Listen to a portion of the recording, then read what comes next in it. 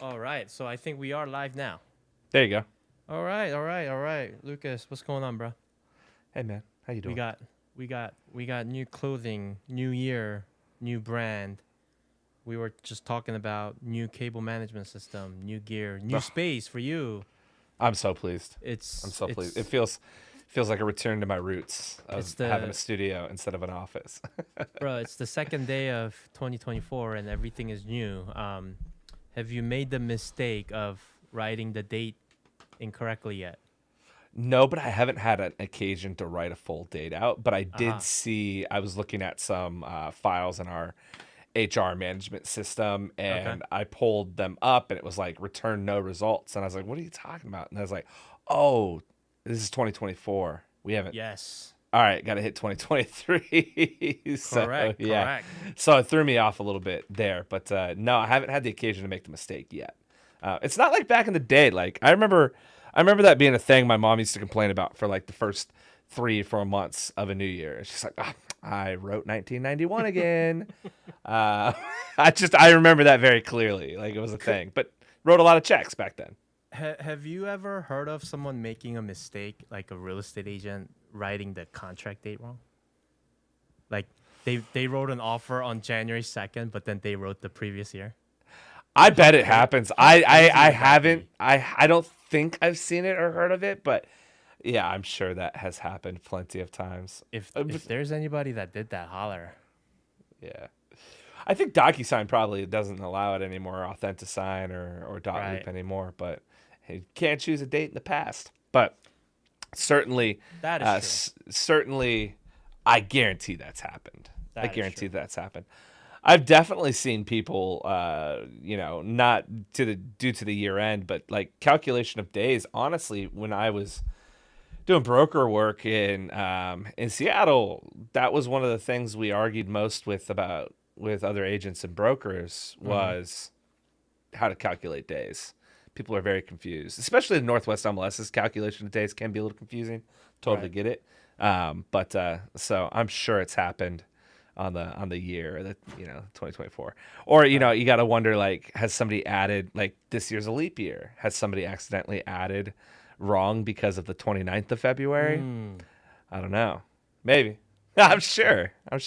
That's a conversation to be had, but for those of you that are used to the TBD podcast, you'll see that we've completely switched it up on you. And the reason for that is Lucas and I had a discussion. So originally, how we started this is just like, let's just come on and shoot the shit, right?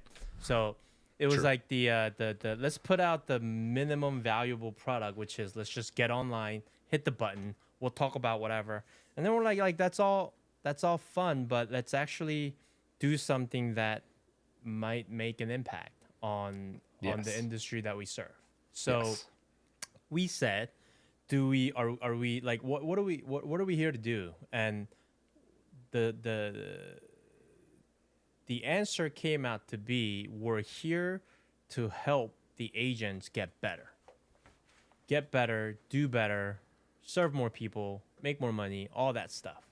So voice of reason came from, I mean, I'm just gonna tell the truth. It was a brand that I had already created for something else, Truth. but we just literally just brought it in, True. right? And we are going to be the real estate voice of reason. And I think it's gonna go something along the lines of, we'll discuss current events and issues and things, but we'll try to tie it into something that there's a takeaway.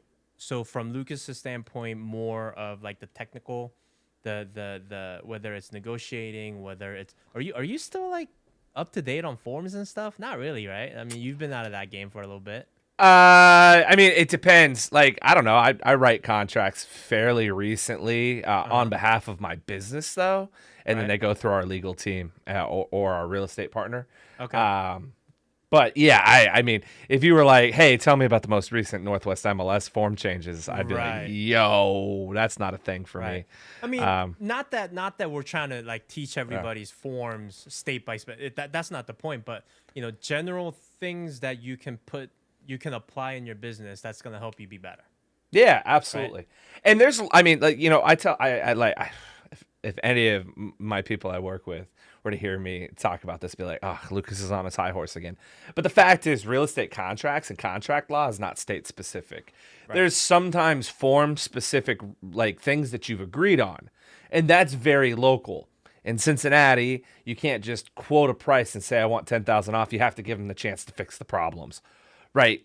That is very but that's not a state law. That's not a law. It's just the form that you signed for the Right. local realtor form in Cincinnati has that rule, but contract law is contract law. There's no, like, Missouri has the same contract law as New York, and there are a few exceptions to this rule, but they really don't apply much to real estate very often. So, you know, like, I was just talking with somebody the other day and actually wrote I wrote a memo. You'd be so proud. It was an Okay. email, but it was an email memo. But it was talking about mutual leases. And there's a weird thing that I didn't know was going on until a couple of weeks ago. But in a lot of states, or not states, but in a lot of local like MLSs and communities, they kind of use a mutual release, which is a mutual release of the earnest money funds, as a termination, like a notification of termination, but it's not. Right? Like, it could be. There could be language that says this shall serve as a termination notice. But if it just says buyer and seller agree to have Right. the buyer get the money back, if they don't sign it, you didn't notify them that you're terminating. You just asked for the money back. And so there's lots of things like that So that apply across the nation. so you get your money back and you're still under contract. Yeah, or they just don't sign it, right? Right. Like, most a termination in almost all cases is unilateral. You're notifying somebody that you're leaving this contract. And you could do that with legal excuse or without legal excuse, meaning you could be breaking the contract or you could be fulfilling your inspection contingency component. But either way, it's a notification. Mm. You just let them know, like, hey, this is over. We can Right. argue about all the specifics of how the money happens or who owes what or damages or liquidated. We can argue about all that. We could go to arbitration. Our brokers could get in a fist fight in the back alley. But at the end of the day, it's me, you know, as an agent notifying you, or me as a buyer notifying you Right. that we're done. If you don't do that, it's not a termination notice. It is just simply you trying to get somebody to sign a piece of paper that says, hey, let's get the money back. Yeah, Fallout. so there you have it. Like, these are some great example of what Lucas can bring to the table, and obviously I'll be bringing a lot of marketing related things to the table. And the overall goal is for you to get better. And I guess it doesn't really matter what stage of your real estate career journey you're in, because you can always find things to improve on. And if we happen to touch on that subject, then there you go. And I would love for this to be a forum where we have healthy, open discussion. You know, something that this country has not had in a long time, where, like, it's okay if you think this way. It's okay if I think this way. At And least we're just since gonna 2015. Right. And we're just gonna, we're just gonna talk about it. So the idea is that we'll cover a story, and we'll have, like, learning moments from it. Unless there's anything specific that comes up, we're like, okay, like, we have to, hit this up. And then we're gonna do some. We had so much fun with TikTok reaction that we're gonna make Amen. that a thing. So, and dude, I've been making a lot of friends over on TikTok. Oh, yeah? Yeah, yeah. There's I mean, there are some, and you know me. I don't, just because I like somebody doesn't mean I let them get away with things. So, and it's funny, everybody has a thing or two where I'm like, man, I like you 95%, but then, like, this thing you just said, it's like there's a young lady that got licensed. I think straight out of college. Okay. and Hard and road. Hard road. and she's been very consistent on TikTok doing the content game, and she's doing the right thing. But then she made this one video about how she showed a home and they showed interest, and then the buyers ghosted her. And then basically it was sort she kind of went on a rant of like, oh, you should know better, like you should, you should and then she was and she basically went like, well, I'm gonna keep calling you until you pick up the phone and tell me that you don't want to do business with me. I'm like, see like that that's like, you just have to accept the fact that that's life in this business. And what's up with the attitude of like, I'm gonna keep calling you until you pick up the phone and tell me you're not doing. She is she Keller Williams? That sounds like a You bold training know, right there. I should look. It So you're saying you dig her as like a human 95% of the time, Hey, but then there's this one thing. We always, like all of us I get that know. reaction, right? Like I know. I'm not kidding. Yeah, I'm not like I know. diving in for her, but like I feel that. Also, No, there's I get a it. there's a certain man when you're just trying to get your first deals, man. Your first deals are so hard, Absolutely. and you're just like And crushed. there are young people out there that's crushing it. Yeah, yeah, it's a hard road. I couldn't imagine having started at 21, Mm-hmm. 22. Like it's hard enough. I mean, There like that the move is like go be a showing agent for 3 years for somebody. Like that would right. be like that'd be my recommendation because that's just such a hard road. Or honestly, 21, 22, go work for a commercial guy or Right. gal. Go find somebody to learn that commercial world because you ain't gonna make money in commercial no matter how good you are unless you got money yourself for the first 3 or 4 years. So you may as well do it as a broke, just out of college person, and then year 5 you get that first like $100,000 paycheck. Let's go like And in one shot. a- and here's where I get frustrated because as much as I appreciate the hustle, as much as I appreciate the marketing and using social media to get people's attention and whatnot, but it doesn't neglect the fact that you're still first year in real estate. And and again, I could be wrong because I don't know the exact scenario, but there is no mention of my mentor or you know what I mean? Like it's like, yes, anybody can pick up the phone and get appointments, and maybe you're savvy enough to go close the appointment. But dude, you just like, this is not something I just don't see how you can gain everything that you need to effectively take someone through all the way to closing. Like I you know what I mean? Like and But it's the same way though I feel about just anybody getting their 90 hours, right? Or 75 or 150 in California.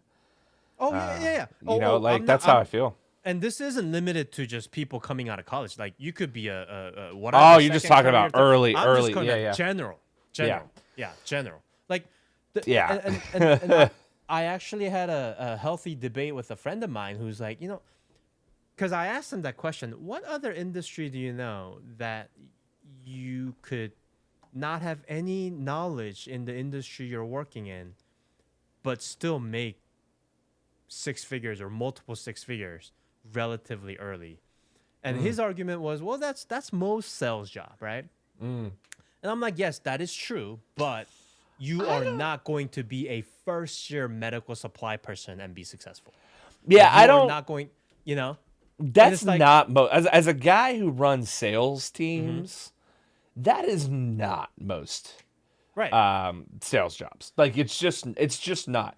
right. Generally in sales, you work your way up from like an SDR role, and that's like sales development rep or business Hmm. development rep. So if you're in SaaS, Internal, right? you're calling, cold calling, you're trying to find leads. Maybe you're following up on warm leads from like a convention or something like that. Um, you're not making 100K your first year in the vast majority of cases, Right. with the exception of like any company that requires you to live in San Francisco or whatever. You might. I mean, Um, I guess you can become a car salesperson and just really hustle, right?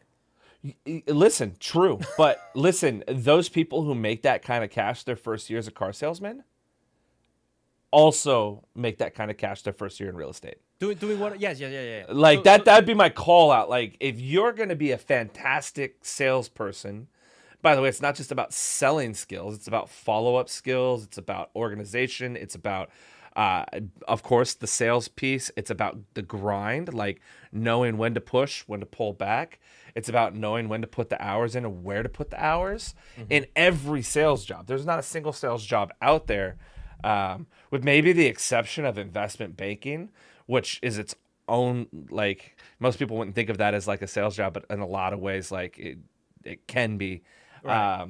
Or like, stocks and, like actual on the trading desk type of thing. Right. Yeah, sure. Maybe you're going to make pretty easily your 100K a year, but you also went through college and, a bunch of tests to get licensed that were way harder than the real estate license. So anyways, I guess my pushback was sales is the easiest way to make a ton of money without a ton of Yes. formal education. Yes, but most people absolutely fail. And it's not just a real estate thing. That's just a everybody thing. Most people just aren't good at it. But let's just call let's just call the dealership scenario and say, okay, like here's a person that doesn't really know what they're doing, but then they're just really good at hustling and talking or whatever. Like, what is the absolute downside that a consumer can suffer because of your lack of due diligence? I mean, we're talking about a car, so what, 30, 40, 50 grand, right? Could be pretty crippling, but yeah, not nearly a house. Exactly. So that's my point. Yeah. It's like we're dealing with the type of asset that is life changing / legacy building / I mean, it's like the foundation of wealth building. So, I mean, I don't know, man. Am I overthinking this? Am I thinking this too much? Like, am I the only one that went through so many traumatic experience where I'm seeing people get screwed over and get frustrated? No, I don't think you are at all. An interesting thing I just pulled up. ZipRecruiter is saying the average salary for a real estate agent now is $66,000 a year. I don't think that's true. 66,000. Realtor. Oh, I think it's way less. Because just a couple years ago, Realtor was saying it was under 40. Realtor stats, income, 2020. Let's look at NAR. Quick stats.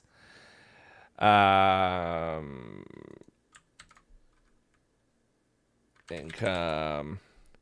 So in 2022, it was 56,000, which is way higher than it has been. Oh, they're using the median now. They're not. They used to use the average. I bet the average went down. So median 2022 median income. Yeah, so the middle income. Anyways, I like, so for a car salesman though, this is the interesting point. The average car salesman salary is 34,000 annual take home, not just salary, annual take home. So Boom. this will demonstrate Oh shoot. you what a banner is. I appreciate that. I appreciate that. Yeah, so I was actually just reading on Reddit 10 hours ago. Somebody asked a very similar question. Let me read it just very briefly. And the question is, why do you think the majority of agents fail? Now, there's a lot of answers to that are delicious. A lot of people saying, though, as you can guess, is that the barrier of entry is too low. Somebody said that. And Sociopathics X, Sociopathic X, says, this is not a thing, and I don't know why it pops up here all the time. It's literally propaganda meant to discredit the profession. Is it though? Is it though? Oh, let me get a little downvote. I'll do a little downvote on that. Is it- That's is it that's though? that's wild. I mean, he goes on to say, like, there's a bunch of, like, he calls people ignorant, so he went for the ad hominem very quickly. There's no difference between spending 75 hours in 2 weeks studying a specialized course as some dolt who sits in a chair, his bad English, not mine, who sits in a chair 4 hours a week for 6 months in the college to get the same piece of paper. He also says that you can get most master mechanics in about 75 hours, which is just patently not true. Um, I know a couple master mechanics. They go to school for like 18 to 24 months, and they're like And then like working on cars experience. 10 Right. hours a day, and then they Right. go work for a mechanic. They don't get Right. their master mechanic for years. Um, I just thought it was interesting. Like, there's still people out there who don't think that the barrier of entry is too low, which is also insane to me. Like, for those of us in the industry, you would think you'd want to pull up that ladder a little bit. Yeah, because you're already in it. Yeah, which I guess good for us. And the reason we don't pull up the ladder, though, is the brokerage model, of course. There'd be no reason to pull up the ladder from the top because brokers need more people at the bottom of that. They need to feed the system. But anyways, I did think it was interesting. You know, that people really do believe. No, there's plenty of training. I remember, I've said this here before, but I remember when I went through class, I sat in person. We happened to have this guy in week 2 who was like substituting, and he was like, I wish I remembered his name. He was like an OG, like had been licensed for 40 years, and he was teaching like the practical piece. Okay. And he's like, listen, you're going to get out of this class and you're going to know exactly enough to get absolutely sued. Like, that's how much you're going to know. You need to go find people who are willing to put in the time to you. He straight up said that. Oh, yeah. That was it. Like, and I remember going, I don't want to get sued. Like, I remember going, oh, that really woke me up. And it's absolutely true. You don't really learn. Like, I do definitely feel like getting my managing broker's license, that process, I learned a ton. And in Washington, that's such a big like undertaking, right? Like, so much of it is commercial and businesses, not just resale real estate.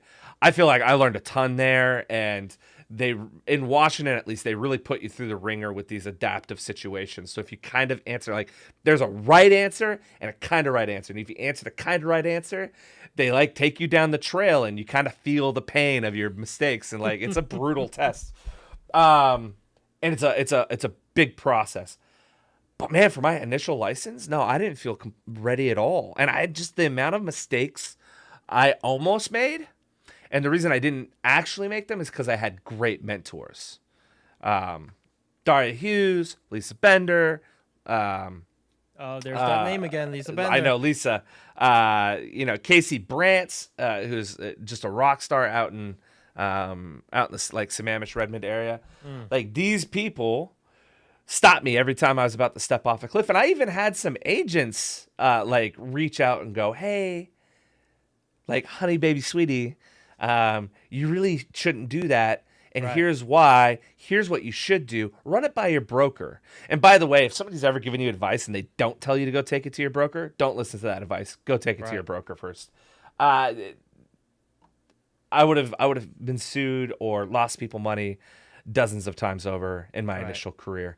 It takes a long time. It takes a lot of deals to actually be competent in real estate. And that's just, and that is price worth paying for, right? Again, not just as a because- consumer. Right. Yeah. Agreed. Yeah. So I mean, so let's pivot to where we actually add some value. Is so 2023 was rough, right? Everybody, like, I have never, and I've been doing the real estate marketing thing for 7 years now, and I have never heard more chirping about, oh, where are you buying your leads? Where are you spending your money? Like, the hot one lately has been, oh, I have 10 grand to spend. Where do you spend it? By the way, I don't know where this came from, but there's this weird thing going on in the real estate mastermind group. Everybody's like saying their name, and they're like, "Can you make me a slogan?" A what? A slogan, like a real estate slogan. Everyone's posting, like, Interesting. "Hey, make me a real estate slogan." I'm like, "What?"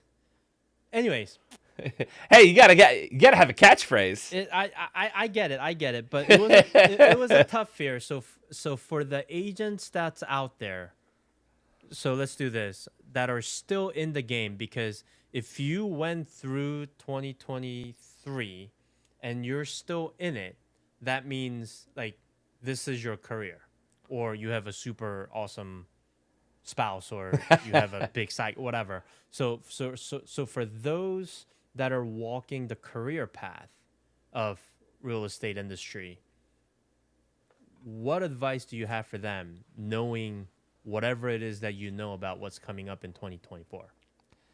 I mean, who knows what's coming up in 2024, right? You got to assume, I mean, the market's pricing in a bunch of slashes to the interest rate. Like they kind of priced in 7, like some of the more recent guidance, which just seems impossible. The Fed certainly doesn't want to do 7. Like that would cause another dip. So I don't know what's going to happen there. I do assume, obviously, it's going to unlock a little bit. Mostly because there's been a lot of people who are like, I don't want to move. I want to move, but it's not painful enough yet to move away from my 3.5 interest rate to a 7. But that pressure builds up. When you become dissatisfied, you don't generally become more satisfied with the thing you're dissatisfied with, right? It just doesn't generally happen. So you become more and more dissatisfied. So I think we're going to see a lot of those people just finally going, okay, interest rates dropped a little bit, which they have been. They've been coming down. They're going to come down more, I assume. And as we see that happen, I think we're going to see more and more people unlock. And we're also like, the boomers are coming, man. Like we've got a massive generation that own most of their wealth in their house. They've been good stewards. They haven't refinanced. They own their house outright. Like a crazy amount of houses are owned outright right now, and they're owned by boomers. And I think you're going to see a lot of these people cashing out on equity, and they aren't as price sensitive. Hang on a second. So you think the boomers themselves are cashing out, or are they passing away and it's going to the next generation? There's some of that, but the boomers are still fairly young. In some cases, not all cases. But like, I think they're at the point now. They still own more real estate than any other generation, like bar none. But I think we're going to see a lot of them going, okay, time to move to a smaller place. Okay, time to move to a condo. Okay, time to retire. Right, it's coming, and we are going to be seeing more of them moving into care facilities over the coming years. Like we expect a big bump in the amount of people who need care facilities in the next 10 years. We expect that to 4x. As my company is extremely interested in helping people age in place, and we know that there is not enough care facilities out there for people. So there's a lot going on, but I do think we're going to see more people that have that cash exiting, using new buyers as exit liquidity. And all it takes is a little bit. Like, I think once like the hole happens in the dam, it's going to burst. I really do think. Is it going to go back to like a normal balanced market? I don't know. But there's as the interest rates come down, there will be more buyers. I think a lot of buyers are tired, but I think a lot of sellers really want to sell. They can't afford HELOCs. They need to access their equity. They're nervous about housing prices potentially coming down, which they certainly will at some point in the next couple of years. We are going to see, like we've done too much bubbling up with how much the cost to purchase is. So with all that said, that's what I think is happening in the year. What do I suggest for agents to do? The same thing they would do in a buyer's market or in a seller's market or in a neutral market, which is just take care of their customers. Like that's the advice. Like, become a part of your community. If you want to build a big business, this is a different story. You want to build a team, you want to build a company, you want to build a brokerage, different advice. That's a different episode. But if we're just talking to the agent who wants to build a solid business, make a couple $100,000 a year, send their kids to college, help their local community, quit spending money on Facebook ads and start throwing backyard barbecues. Right? Quit spending money on Instagram ads and just start replying to people's stories. When you go to the coffee shop, meet people, be intentional. Don't try to sell them real estate. Try to become their friend. Right? Just be a really good friend. And it's not popular. It's not a popular statement. That's so the advancement or the progression or more awareness of how things got to be with social media, it it should have been a supplement on top of all these other Yeah. things you were doing, but it became a replacement, right? Yeah. Like, Because for a instead of- while it was easy. Right. Instead of going to a coffee shop and actually meeting people, you're just like, oh, I'm just gonna post on Instagram. Yeah. Right. And then and then you go, oh, maybe I could buy some ads, and oh, this person responded. Oh, maybe I'll get a VA, and that VA is gonna call them, and that VA is gonna Right. set the appointment, and they're gonna do the intake, and they're gonna stop. Right. I've got some more unpopular advice, at least amongst I think like the Buffinis of the world. Maybe he would like this, but I think that people should do open houses still. I still think that that's the best. You want to meet new people who are interested in buying right now, unless you're gonna go hang out at the maternity ward. Go to open houses. And the other one is Buffini's all about that, isn't it? oh, is he now? Yeah. I guess he might have always been. I was trying to think of like there's so many people out there just like puffing up the like spend money. I guess Buffini has always been like a stop by and say hi to your friends kind of guy. Well, see, here's what it became. It's like it became more about like dialing for dollars. Yeah. And dialing for dollars is all good, but I don't know. Like dialing your friends for dollars? No, dialing lists. Oh, for dollars. listen, That I doesn't. I don't know. I'm I- not a big fan. I hear that. I mean, on the flip side, does work. Does work. People build their businesses off of it. I think the way it works best, though, and you know, as a guy who used to cold call for deals, I think the way it works best is circle prospecting. I think it's being the neighborhood guy. You know, Mill Creek guy. we had Beth at. What's that? Mill Creek guy. Yeah, Mill Creek guy. Well, just I mean, imagine there's a difference between somebody calling you and going, you know, hey, this is Lucas. You know, just curious if you have any real estate needs, and somebody calling you and go, hey, this is Lucas. I just helped my client buy the house down the street, and Yep. I just had a couple questions about the neighborhood. Or would you like to know what the house sold for? The little piece of value? Or hey, this is Jay, and I live in the parks Yeah. next to you. Yeah.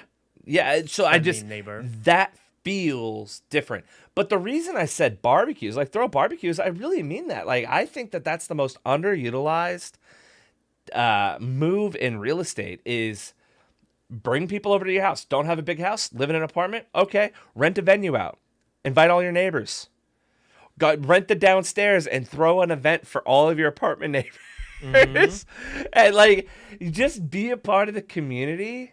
And like every time I talk to somebody who does stuff like that, they go, oh, I get multiple deals every time I do that. Right. If I can get 50 people there, I'm going to get multiple deals. It's like a chicken or the egg. People that have done it and have experienced the success from it, they get it. But people who haven't, I think it has a lot to do with just a cultural shift on short attention span. It's just like, I don't have the time to cultivate that relationship. Yeah, that's so Right? unfortunate. Because think about it. If you have 50 people coming to the party, Yeah. statistically speaking, 5 of them will make Yeah. a move in the next 12 months. Yeah. Yep. And there is no guarantee that you're going to capture all 5, Nope. right? So even if you are a all-star baseball player and you bat 300, you get, 1.5 to 2 deals. Yeah, and another way to even think about it too is it's like it could be even more immediate than that. Like depending on the demographic that you're inviting as well, right? Like if your demographic is, hey, 25, 26, dual income, no kids, thinking about kids. Like if that's your demographic, a whole lot more of them are thinking about buying a house than just 10%. Another piece is like, don't even think about like the 10% that are moving in the next 12 months. They're in 100 people. You're going to have 10 people moving in the next 12 months.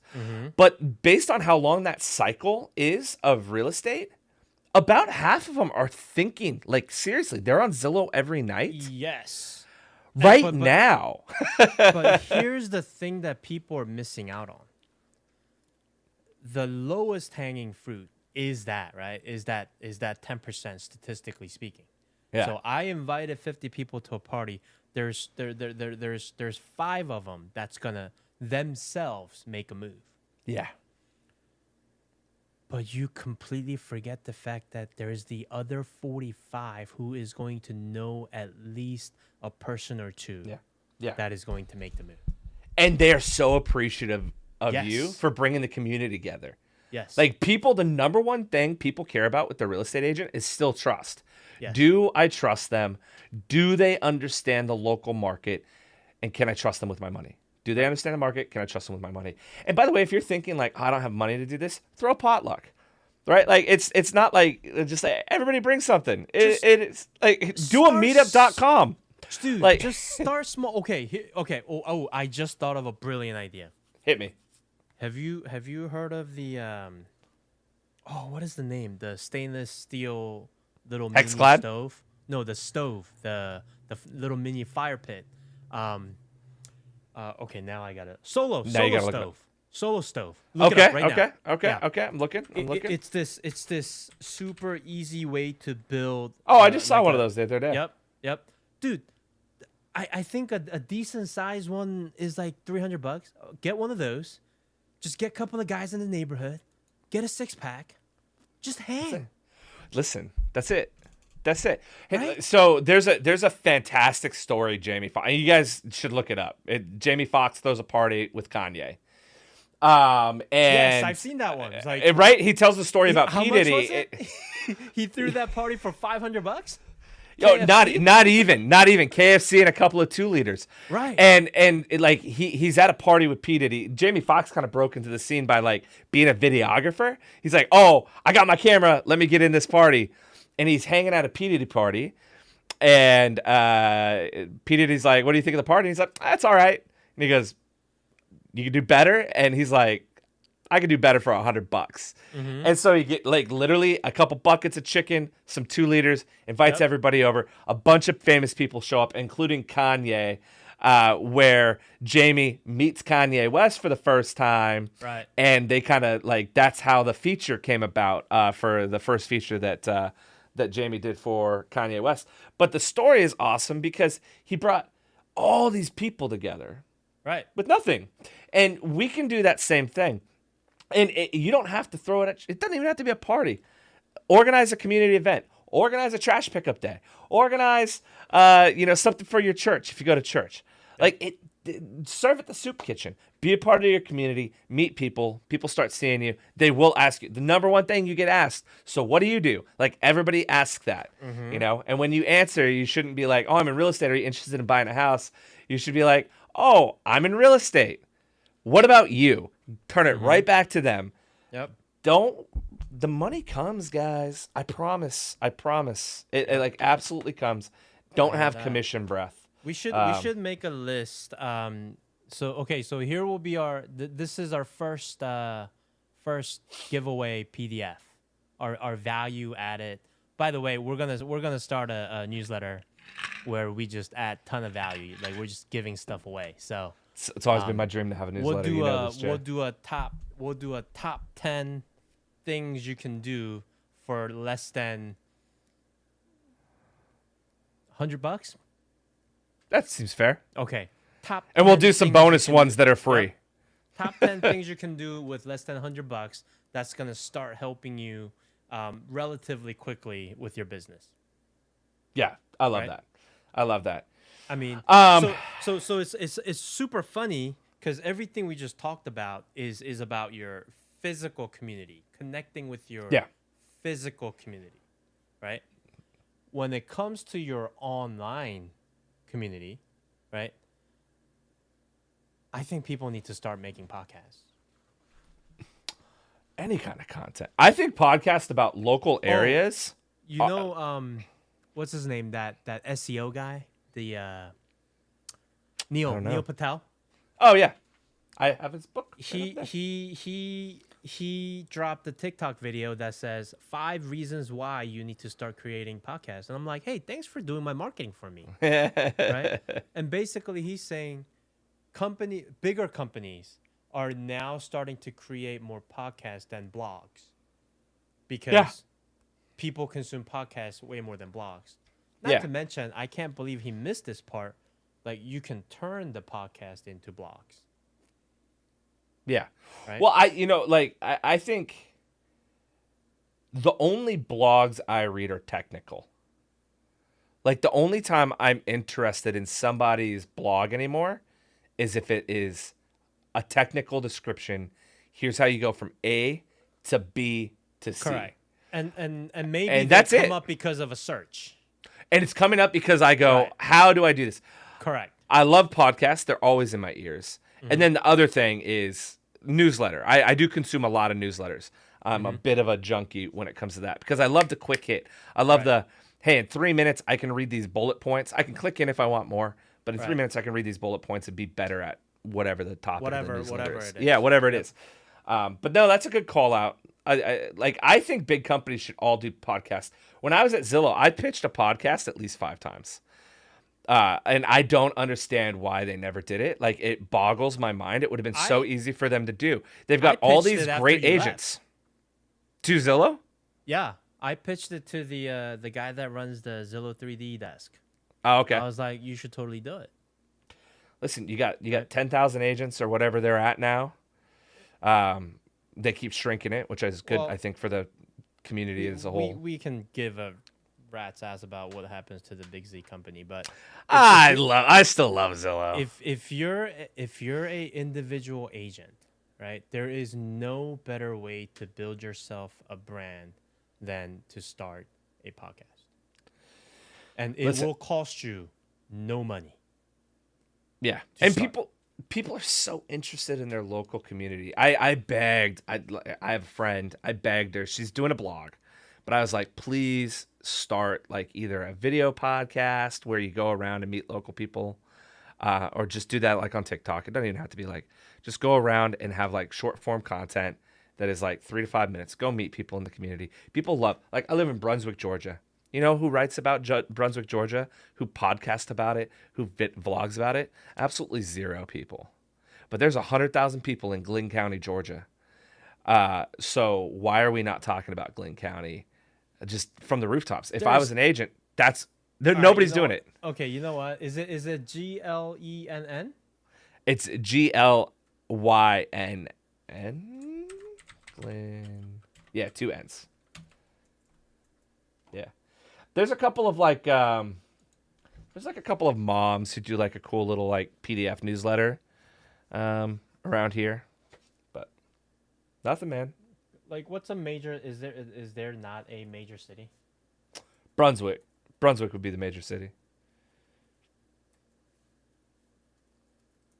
You know what I'm gonna do? I am.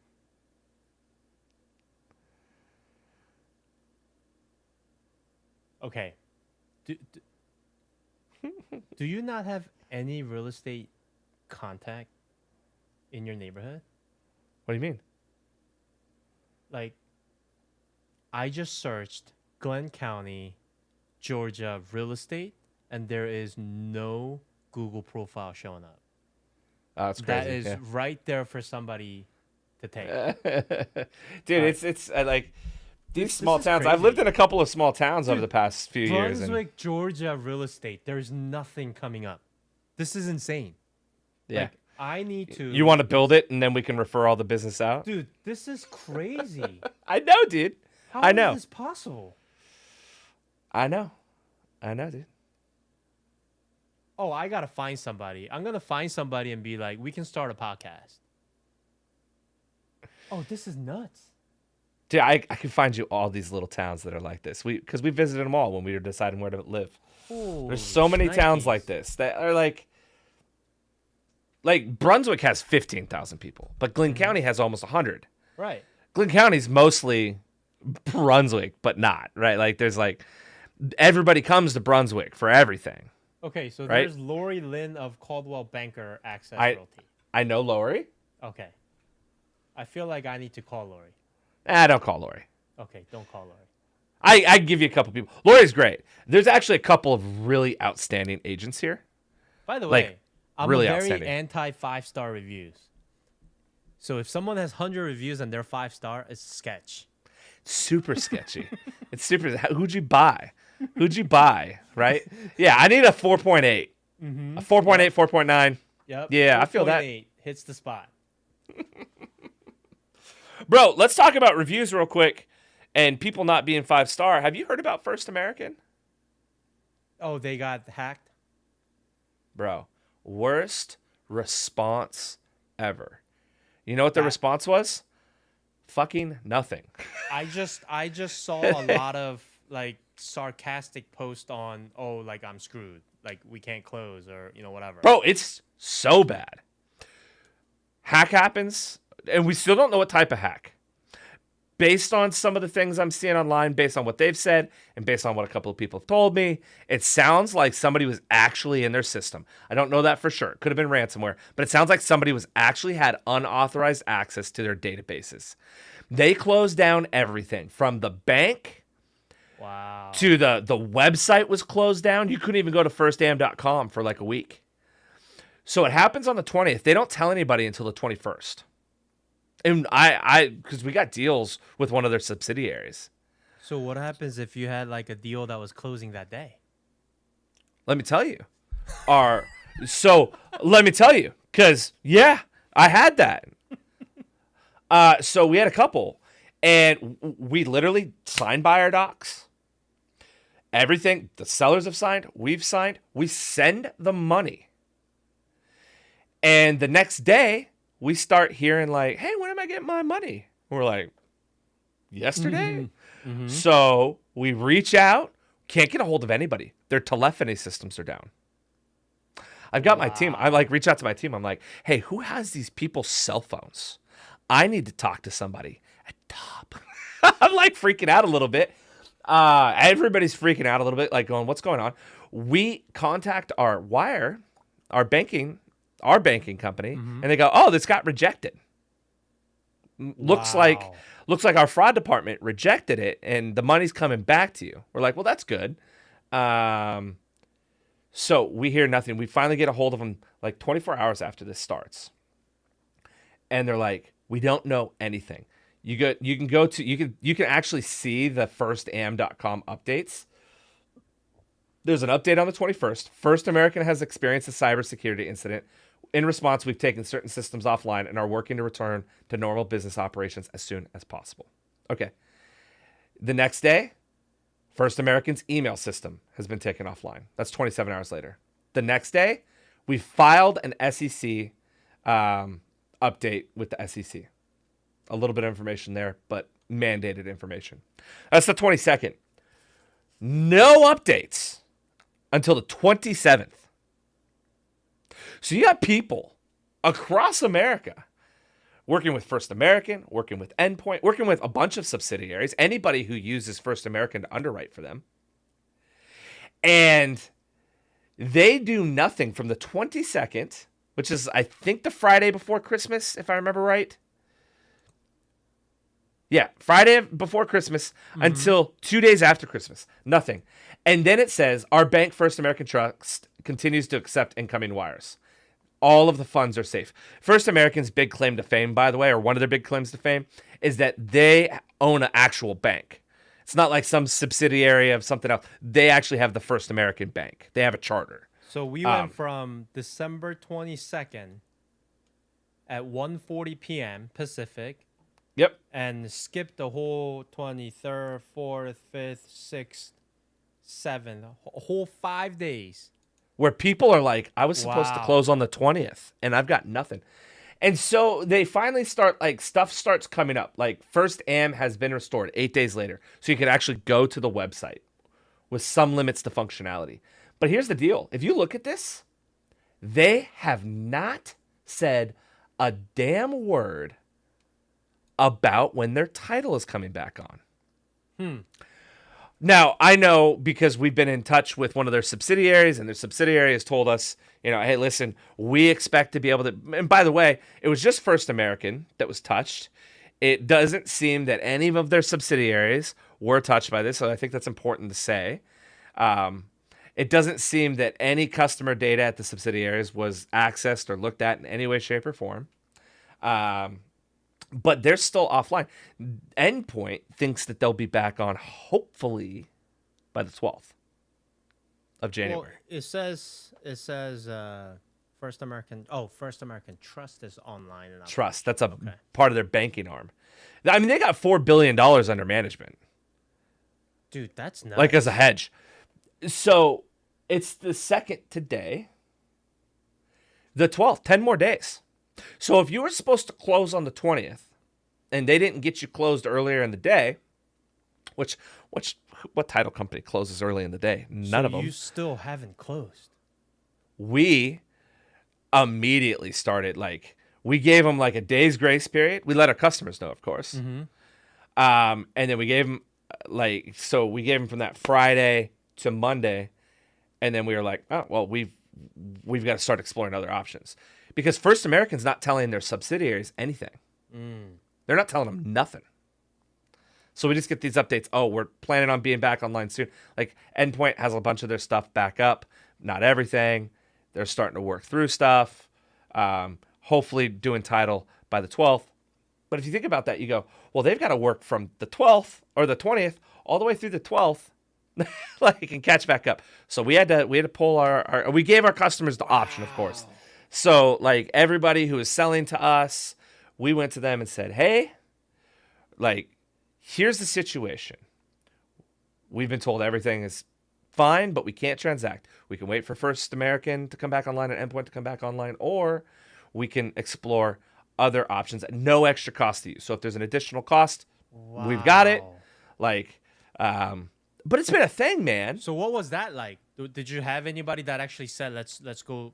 Yeah. do it? Plenty of customers. Yeah, So- because, I mean, one of the benefits to being a bigger buyer, we're not a bigger buyer, but like bigger than a Right, onesie, like a twosie, like, individual. an individual, is that, like, we have relationships with other companies. And so we just called these other companies that we have relationships with and go, hey, listen, you guys know what's going on with First American. I'm sure you're getting flooded. Is there any way you can help our customers that are selling to us? Like, what can we do to help get them moved quicker? And so they've done, like, we've had some turnarounds that are really incredible, like, really fast, like, turnarounds already. And we're going to continue to, like, I think, be successful there. I mean, like, the whole company's vision has been on, like, how can we help these people? Because what a terrible feeling. Nobody's done anything wrong, at least unless you're First American, which, communicate, guys. You did everything wrong. Like, cybersecurity incidents happen, but you know what doesn't happen? You not communicating every hour on the hour, like, even just say no news. So how do you know? How do you know that, like, client sensitive information hasn't been vulnerable? You know what I mean? I mean, Yeah, this is what we've been told. We're obviously concerned about it. The SEC is going to do the investigation, though, and there's going to be, I'm sure, a federal investigation beyond that. Like, this is a big deal. Once again, First American's a bank, right. but it's far. I mean, like, I can tell you, like, one of the updates we got today is like, hey, we're coming back online soon. They still have to, like, make sure X is clear. So they're clearing everything piece by piece. And so as stuff comes back online, we're getting feedback that, yeah, like, it was clear. They did close down out of an abundance of caution, which, by the way, is the right thing to do. Right. It might suck, but, like, definitely the right thing to do. Just communicate. But it was nobody's fault. It wasn't our fault. Right. We chose to work with a company that is underwritten by one of the biggest, if not the biggest, title company in America. Supposed to be the most secure and whatnot. So we did that right. We communicated with our customers as quickly as possible. We're trying to make it right. The customers did nothing wrong. They did everything they needed to sell their house, and they filled out the forms, and they signed the forms, and they did everything. And so it's just, what a terrible experience, though, to be stuck in limbo. And it's so unfortunate, because when these people go to do their next transaction, this experience is going to be stuck in their head, and they are not going to be able to just sit back and relax. My hope, well, that's the big thing, right? Like, every wire that's ever happened Right. in my entire real estate career. You're like, ooh, like, Right. is the wire gonna hit? Right? Like, Right. it's just this very stressful, Oh, hey, like, are we closed? Are we closed? yeah, like you're like hitting refresh, like Right. click, click, click. Um, so that'll be there for them for sure. Honestly, I'm hopeful that my company is viewed in a really positive light. Some customers, of course, are upset and rightfully so, but we've done the right things. And so I actually I think for us, like customer perception wise, this will probably be good for us because we pulled out the stops. We're doing everything we can. Even though it's not our fault, we consider it our problem because people trusted us to buy their house. And while we're ready, able, and willing to buy it, it was stopped by this thing. So we're going to go leverage our partnerships to get it done. I think that's a real positive. So I think a lot of clients will really appreciate that, which, I mean, that's good. I would have much preferred it not happen. Right. Like, the people dealing with it at my company are definitely, rock stars. If any of you are listening, like rock stars. I'm sure they are. Yeah. All right. Well, so one of the other thing I think we want to kind of be mindful is we're gonna try to keep this less than an hour, right? Unless like we're really on it. So, but I'm really excited about this. So we're gonna definitely put some marketing efforts behind this. So for me, this went from I love Lucas, so let's just shoot the shit to like let's actually take what we are capable of helping people with and let's actually help. So we're hoping we can create a good community of just agents that really want to grow and do it the right way, serve the community. I had a thought and I just started jotting down like, okay, like what is it that people really want, right? Because I'm in the business of real estate marketing, but it's like, is it really more leads?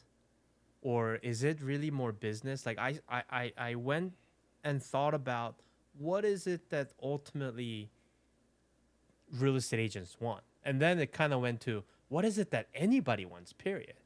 So I came up with these 4 things.